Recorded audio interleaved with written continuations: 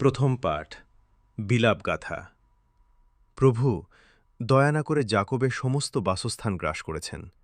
তিনি নিজের ক্রোধে জিহুদা কন্যার দুর্গগুলো ভেঙে মাটিতে মিশিয়ে দিয়েছেন। তিনি রাজ্য ও তার নেতাদের অপবিত্র করেছেন। সিয়ন কন্যার প্রাচীনরা মাটিতে নীরবে বসে আছে। তারা নিজেদের মাথায় ধুলো ছিটিয়েছে এবং চট পড়েছে। জেরুজালেমের কুমারীরা মাটিতে মাথা নিচু করে রয়েছে। আমার চোখের জলে শেষ হয়ে যাচ্ছে। আমার অন্তর কাঁপছে। আমার দেশের মানুষের ধ্বংস দেখে আমার কলিজা মাটিতে গলে পড়ছে। কারণ শহরের রাস্তায় শিশুরা ও স্তন্যপায়ী বাচ্চারা মূর্ছা যাচ্ছে। তারা তাদের মায়েদের বলছে, খাবার আর দ্রাক্ষারসও কোথায়? যখন তারা শহরের রাস্তায় আহত সৈন্যদের মতো মূর্ছা যাচ্ছে এবং মায়েদের কোলে তাদের প্রাণ চলে যাচ্ছে। হে জেরুজালেম কন্যা, আমি তোমার কিসের সাক্ষ্য দেব? কিসের সাথে তোমার তুলনা করব? হে সিয়ন কুমারী, তোমাকে সান্ত্বনা দেওয়ার জন্য আমি কার সাথে তোমার তুলনা করব? কারণ তোমার ভাঙন সমুদ্রের মতো বিশাল। কে তোমাকে সুস্থ করতে পারে? তোমার ভাববাদীরা তোমার জন্য মিথ্যা ও অর্থহীন দর্শন দেখেছে। তারা তোমার অপরাধ প্রকাশ করে দেয়নি, যাতে তোমার বন্দিদশা দূর হয়। বরং তারা তোমার জন্য মিথ্যা ও বিভ্রান্তিকর বাণী প্রচার করেছে। তাদের হৃদয় প্রভুর উদ্দেশ্যে চিৎকার করে কাঁদছে। হে সিয়ন কন্যার প্রাচীর, দিন রাত নদীর মতো তোমার চোখের জল বইতে দাও। নিজেকে একটুও বিশ্রাম দিও না। তোমার চোখের মণি যেন স্থির না হয়। ওঠো, রাতে চিৎকার করে কাঁদো, প্রহরগুলোর শুরুতে। প্রভুর সামনে তোমার হৃদয় জলের মতো ঢেলে দাও। তোমার হাত তার দিকে তোলো, তোমার সন্তানদের প্রাণের জন্য, যারা প্রতিটি রাস্তার মোড়ে ক্ষুধায় মূর্ছা যাচ্ছে। সামসঙ্গীত হে ঈশ্বর, কেন আপনি আমাদের চিরকালের জন্য ত্যাগ করলেন?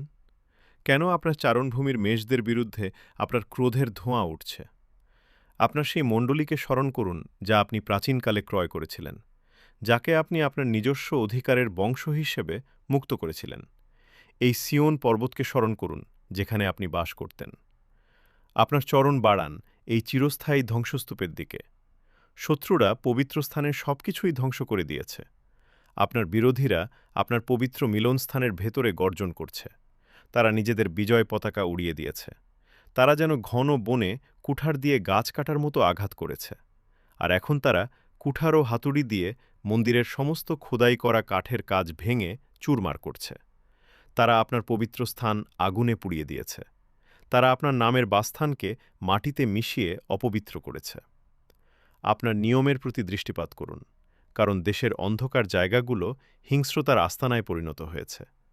নিপীড়িত মানুষকে যেন আর লজ্জিত হয়ে ফিরে যেতে না হয়।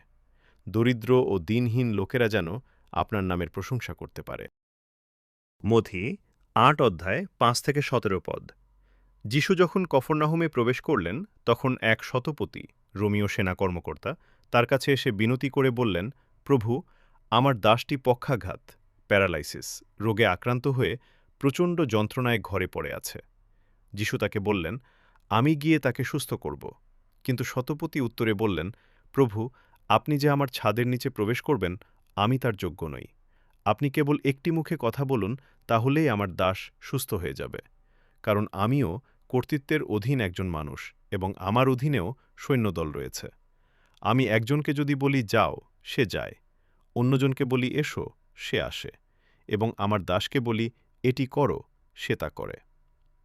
এই কথা শুনে যিশু আশ্চর্য হলেন এবং যারা তার পেছনে আসছিল তাদের বললেন, আমি তোমাদের সত্যি বলছি, ইসরায়েলের মধ্যেও আমি কারো মধ্যে এত বড় বিশ্বাস দেখিনি।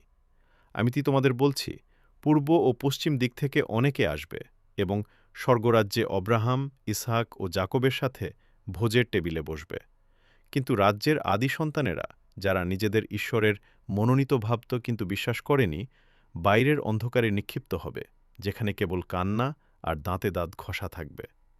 তারপর যিশু শতপতিকে বললেন, যাও, তোমার বিশ্বাস অনুসারেই তোমার মঙ্গল হোক। আর ঠিক সেই মুহূর্তেই তার দাসটি সুস্থ হয়ে গেল। এরপর যিশু যখন পিতরের বাড়িতে গেলেন, তখন দেখলেন পিতরের শাশুড়ি জ্বরে আক্রান্ত হয়ে বিছানায় পড়ে আছেন।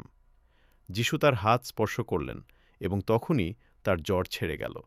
তারপর তিনি উঠে যিশুর সেবা করতে লাগলেন। সন্ধ্যা হলে লোকেরা ভূতগ্রস্ত অনেক মানুষকে তার কাছে নিয়ে এলো। তিনি নিজের মুখের বাক্য দিয়ে সেই অসুচি আত্মাদের তাড়ালেন এবং সমস্ত অসুস্থ মানুষকে সুস্থ করলেন। এতে যিশায় ভাববাদীর মাধ্যমে বলা এই বাণীটি সফল হল। তিনি নিজেই আমাদের দুর্বলতাগুলো তুলে নিলেন এবং আমাদের রোগব্যাধি বহন করলেন।